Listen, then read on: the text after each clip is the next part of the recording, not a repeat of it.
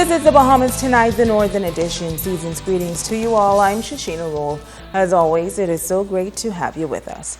Topping news partners in the second Bright Eye Journey are celebrating its success. The joint venture between the Ministry of Health, the Public Hospitals Authority, and the People's Republic of China has resulted in several Bahamians receiving free cataract eye surgery.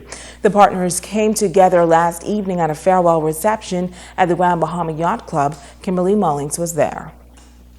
A farewell ceremony was held last night as the second Bright Eye Journey comes to an end. The program, sponsored by the Ministry of Health and the National Health and Family Planning Commission of the People's Republic of China, allows Bahamians to receive free cataract surgeries. Wang Quang-Win, counselor from the Embassy of the People's Republic of China, was proud to say that the second leg of Bright Journey was a success after last year's good example of healthcare cooperation between both nations.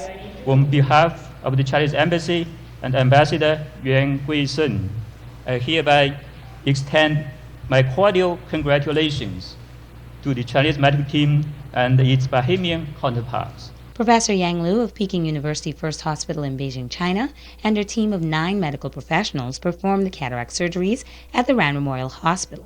She was pleased to be a part of Bright Journey for the second time. We finished 102 cases of cataract surgery. All is successful. We are proud to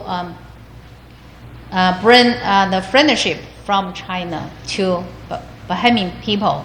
Managing Director of the Public Hospitals Authority, Herbert Brown, believes that Bright Eye Journey was a success once again because of the cooperation between the Grand Bahama and New Providence teams, as well as the friends and partners they made from China. In excess of 100 Bahamians would have benefited from surgeries, cataract surgeries in Grand Bahama, free of charge.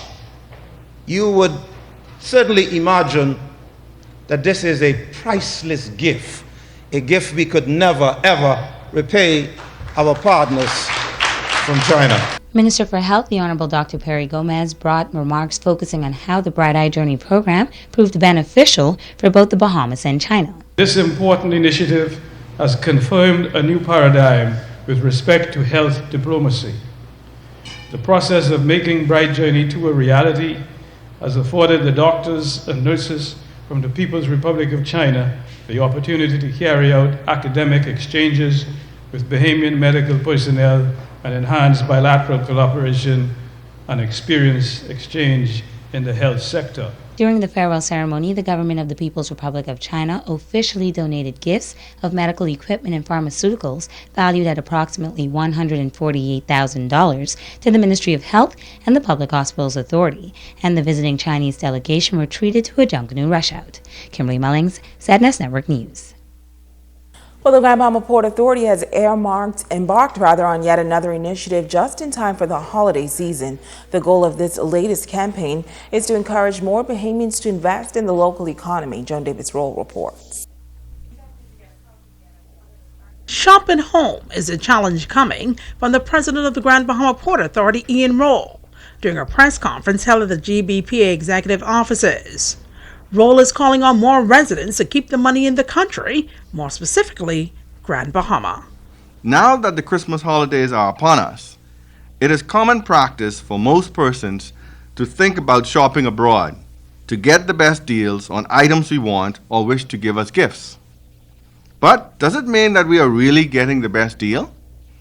And it is really that difficult to spend a few dollars more for an item and support a local retailer while investing in the local economy?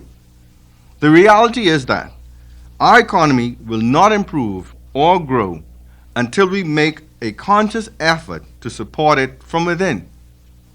And by shopping locally, we are sustaining existing jobs and helping to create new ones. Business Services Manager at the Port Small Business Bureau, LaShawn Dame, says the port is doing its part, but it's up to the business owners and those involved in the service industry to roll out the red carpet treatment for their customers. Merchants, you have to realize that those persons that are on your front line, they're the ones that are in contact with your customers, and they're going to determine whether or not you succeed or fail in this season. So we're asking you to encourage your employees to give that standard of customer service that's going to make them return. I know that whenever I shop someplace, it's because when I get there, I feel wanted, I feel like I'm valued, and I feel like you're paying attention to what it is that I purchase. So I keep coming back. But if I sense that you're not really into what I bring, then I'm not going to come back. And one of the worst things that you can have is a customer that will not complain. They simply won't come back, and then they'll tell others, don't go there. So put your best people forward. Joan Davis Roll, ZNS Network News. Well, Grand Bahama heightening its profile as an events destination and as officials seek to increase visitor arrivals to Grand Bahama, the island is hosting a mastermind group of successful international business persons and authors. Sabrina Brown has the details. They are a small group of people doing big business around the world. And now they're on Grand Bahama for the Mitch Carson Mastermind meeting. Carson, known as the Instant Celebrity Maker, brings together entrepreneurs and experts in various fields, including internet and marketing businesses, for high-level discussions. I bring people who want to become internationally known through authorship and through getting media exposure all over the world, and to give them speaking stages. So this is the first step in the process, to bring them to the beautiful island of the Bahamas, to expose them to the radio, the television opportunities, and the great island culture. The power-driven event being held at the Grand Lucayan Resort wraps up on Saturday, but Mitch says the honesty and friendliness of Grand Bahama residents will help to keep him and his followers coming back. I'm going to be doing this quarterly, bringing people here on a quarterly basis so I can expose them to the Bahamas and the unique benefits that are offered here. One, we get to check in so quickly with respect to immigration. You don't have to wait for a 2-hour line back in Miami. Get to do it here in 15 minutes. You're on the airplane. Number two, everybody speaks English, which is what I like a lot. Number three, they're reasonable rates with the hotels here, versus other Caribbean nations. Director of the Ministry of Tourism on Grand Bahama, Betty Bethel, welcomed the group to the island. She says this type of business is a main focus of the ministry. Group business has always been a major niche for the Ministry of Tourism because it normally comes at a time when we have our downtimes, and to have large numbers in-house during our soft periods is significant. It's incremental business, and it's business that can sustain the destination. Sabrina Brown, ZNS Network News. The National Honors Committee inviting Bahamians to submit nominations for the local honors. They are hoping to have its first batch of nomination papers by the majority rule holiday next month. Now, the National Recognition Plan includes several categories, the top honor being the Order of the National Hero. Committee Chairman Canon Sebastian Campbell. This would be a small amount of persons. You can't cheapen it, you can't water it down, or should not cheapen it, should not water it down. I would suggest that there should be no more than 5 nominees any given year to the rank of national heroes, the highest honor that the country will then afford to its citizens. Persons receiving this honor would be known as Right Excellent. And there was the argument that this ought to be awarded only posthumously, for the obvious reason that once someone is dead, they can't do any more damage. And someone living might defame the honor.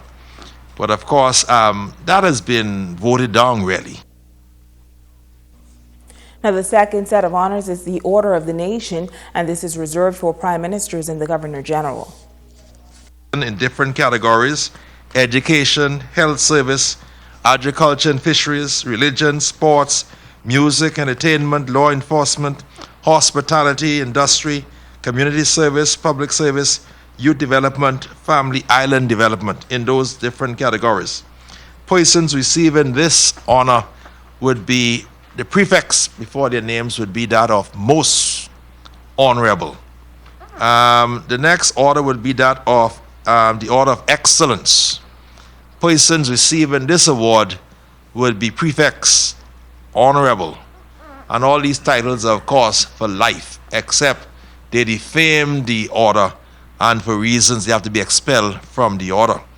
Following the order of most excellent of excellence, the order of excellence will be that of the order of distinction, and then the order of merit. Now, the other category is the Lignum Vitae Award, and that is an award for nominees under the age of 25. Now, you can submit your nominations by logging on to bahamas.gov.bs and then click on to National Honors. Stay with us. There is more news right after this.